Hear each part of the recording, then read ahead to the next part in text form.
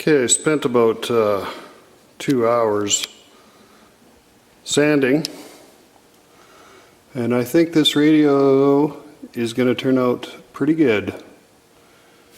As you see, it's nice and smooth. The cracks are all filled. The dial glass fits in just perfect in this area.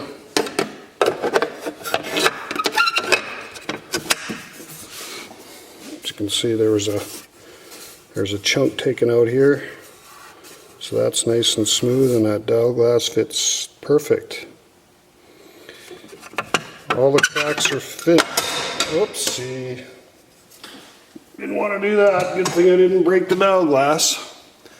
Just about dropped it. Anyways, this here is Bondo. Now, I don't know if the Bondo I had here in the garage, I haven't used it for about 2 years. And this seems fairly solid. Like it's dried for probably 5-6 days. But this here, I had Bondo up in this corner here to fill this in, and it just crumbled. So I'm gonna have to fill this with JB Quick. Just an indent here. I don't know if you can see that. This indent here. Anyways, this is all filled. This is all filled. This Bondo in this corner, there was a hole here. This seems fairly solid. So I think I'll leave it. Now, on the bottom here, I'll put it like this. Can't really see that. In the bottom here, this crack here is filled. That's nice and smooth. That's nice and smooth. But this, you can tell that this is just a stress crack. See, there's JB weld in that crack, and it's gray. And this weld, or this crack, as you can see, I'm moving the dust up against it and behind it. And if it leaves a dark mark like that, you know you got a high spot. So I'll have to touch that up too.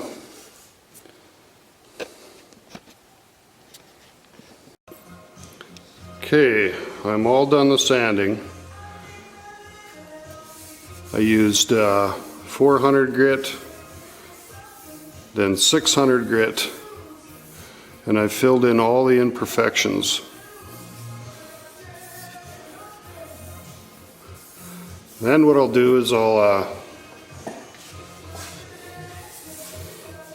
give it a coat of primer, and then you can really see where the imperfections are, and then I'll fill them in, sand again. And I'm a perfectionist, so we'll get this right. As you can see, got that corner filled in. This corner's filled in nice. Remember, this piece was broke right out, this piece right here.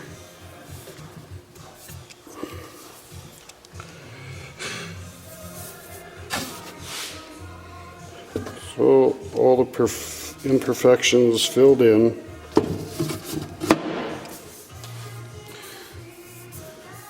And once you get the primer on, then you can see the high spots. But what I want to do first is this label's come off somewhat, so I want to glue that. I'll glue that down, make sure it sticks really well. Then I'm going to mask this off. I'll mask this label off, as well as this one. And then we'll give the bottom a coat of primer and the inside, and then we will give the whole radio coat of primer.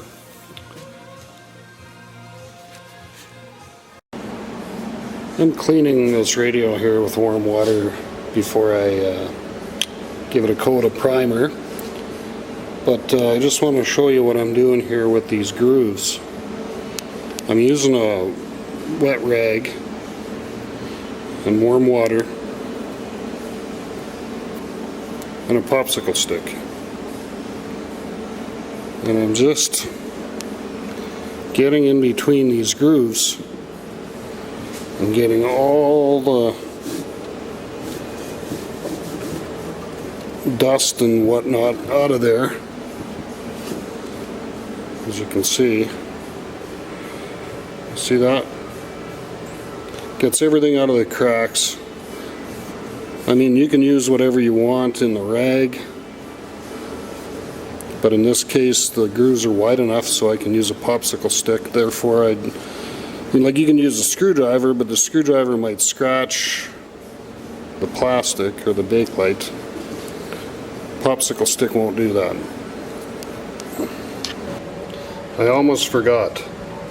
When you're into radio restoration, you got to improvise some ways. This here is where the dial indicating arm bracket connects to the radio. Now, if you see here,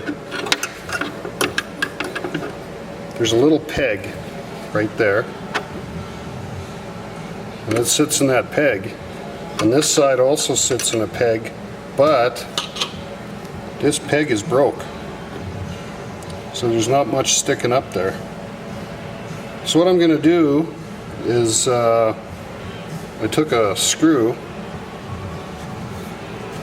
and something that's about the same roundness as the peg, and I took a piece of cardboard and fitted around the screw and glued it with good old Dr. Bond. And that's going to be my mold for going around this little peg. Of course, I'm going to cut that so it's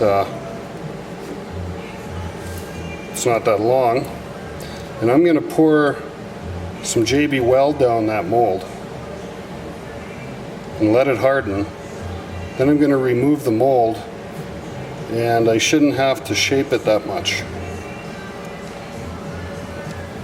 But anyways, just figured I'd show you that.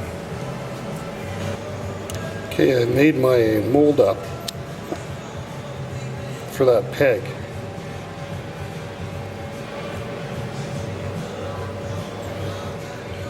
Oh, it doesn't want to focus too well. But anyways, I want to make sure that it's level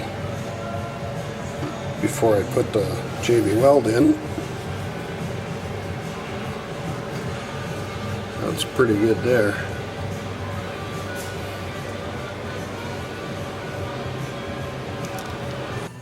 Okay, I use JB Quick so it sets up quicker. Anyways, I got that filled in.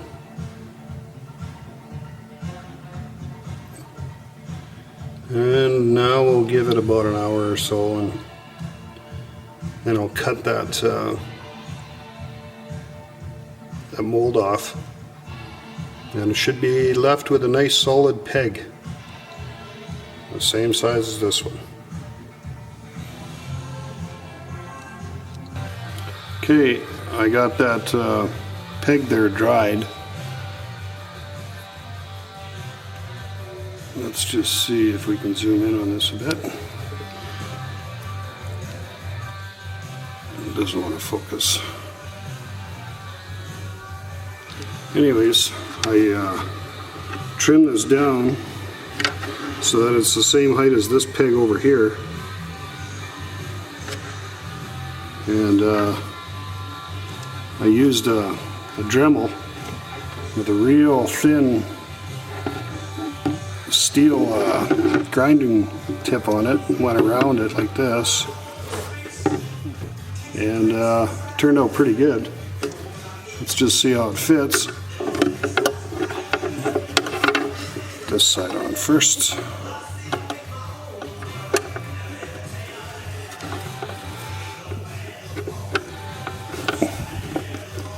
There. It fits pretty good.